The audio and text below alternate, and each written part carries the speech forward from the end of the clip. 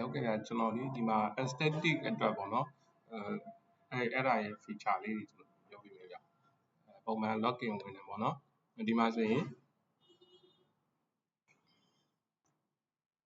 ပုံမှန်လူနာအသစ်ထည့်တယ်ပေါ့နော်လူနာအသစ်ထည့်မယ်ဆိုရင်ဒါစီကန်းကသတ်မှတ်ထားတဲ့ code ပေါ့နော်ဒါကိုထည့်လို့ရတယ်ပြီးတော့ရင် clinic လူနာနာမည်ပေါ့နော် client နာမည်ပေါ့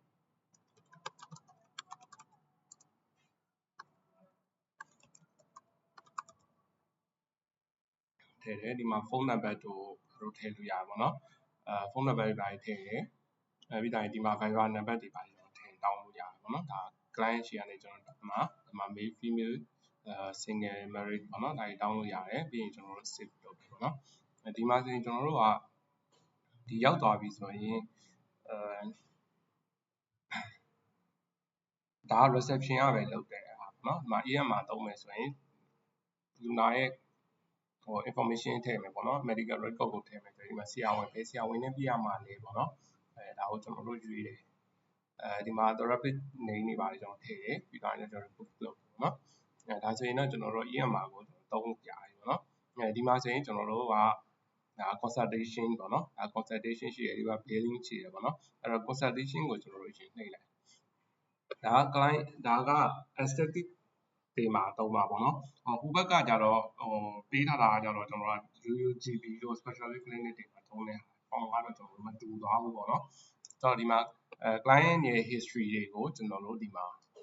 မေးတယ်ပေါ့နော်ဒါ on off နဲ့ပဲသွားလို့ရ yes no နဲ့ပဲကျွန်တော်သွားလို့ရပါတော့လောလောဆယ်ကျွန်တော်ဒါ test လုပ်တာပြတဲ့ကျွန်တော်အကုန်လုံးကို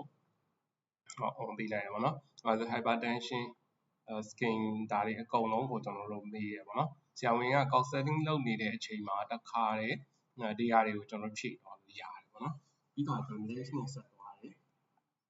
list နဲ့ဆက်သွားတယ်ပေါ့နော်ဆက်သွားတဲ့အချိန်မှာလည်းကျွန်တော်တို့ဒီ client ရဲ့ဒါအရင်တော့ပြထားတာရှိတယ်ဆိုတော့အရင်တော့record တွေကျွန်တော်ကြည့်လို့ရတယ်ပေါ့နော်ဒါကလောလောဆယ်မရှိသေးဘူးပေါ့ဒီမှာဆိုလဲ skin analyze ကိုကျွန်တော်တို့ save လို့ရတယ်ပေါ့နော်လူနာကိုကျွန်တော်တို့မေးပြီးတော့ကျွန်တော်ထည့်လို့ရတယ်ပေါ့နော် skin type တွေပါကျွန်တော်တို့ set တယ်ပြီးတော့ဒီမှာ remap တွေ file ပေးလို့ရပါတော့ဒီမှာဆိုလဲဒီဟာတွေရေးလို့ရတယ်ပေါ့နော်နောက် loss တော့ကျွန်တော်ဒီဟာလေးပဲကျွန်တော်ထည့်ထားလိုက်မယ်ပေါ့နော် test လုပ်တာဖြစ်တယ်တော့ဒီကောင်မှတ်လို့ရအောင်ကျွန်တော်ထည့်ထားပေါ့နော်ဒီမှာလည်းကျွန်တော် remap လုပ်လို့ရတယ်ပြီးရင်တော့ကျွန်တော် save ဆက်သွားတယ်ပေါ့နော်ဆက်သွားတယ်ဆိုရင်ဒီမှာကကျတော့ဆရာဝန်ကပေးခြင်းတဲ့treatment ကိုဒီမှာကျွန်တော်ကြည့်ပြီးရပါတော့နော်ဒီမှာဆိုရင်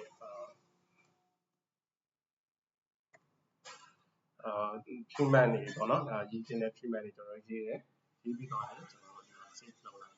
တာပေါ့နော်အဲ့ဒါဆိုရင်တော့ဒီမှာပေါ်တဲ့ဟာကလည်းကျွန်တော်တို့ကဒီတစ်ချိန်မှာပြလာတဲ့ဟာကိုဒီမှာ edit လုပ်လို့ရတယ်ဒီမှာရှေ့ပိုင်းမှာကျွန်တော်ပြထားတယ်ရှေ့ပိုင်းမှာဆရာဝန် treatment ပေးထားတဲ့ list တွေကိုကြည့်လို့ရတယ်ပေါ့နော်ဒါ update ပြီးတော့ဒီကောင်ကအပြင်နေတယ်ဆိုတော့ update လုပ်လို့ရတယ်အကုန်ပြီးပါပြီဆိုရင်တော့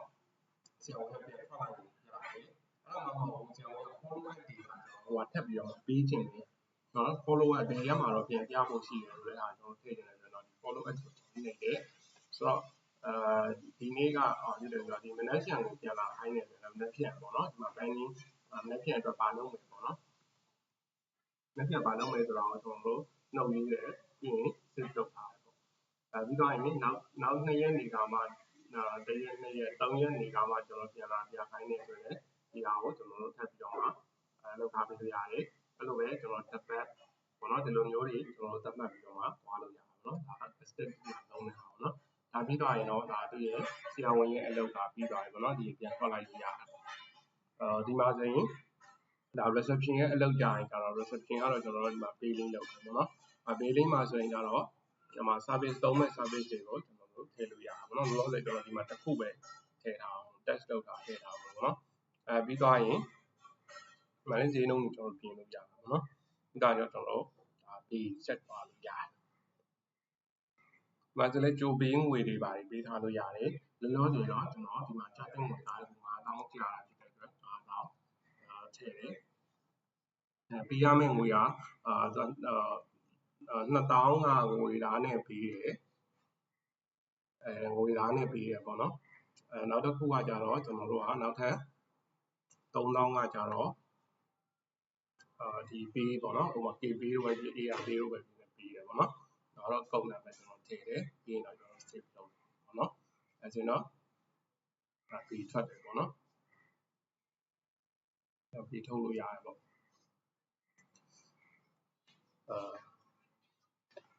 အဲ့တော့ကျွန်တော်ဒီမှာ follow up တွေပိုင်းလေးကျွန်တော်တို့ကြည့်လို့ရတယ်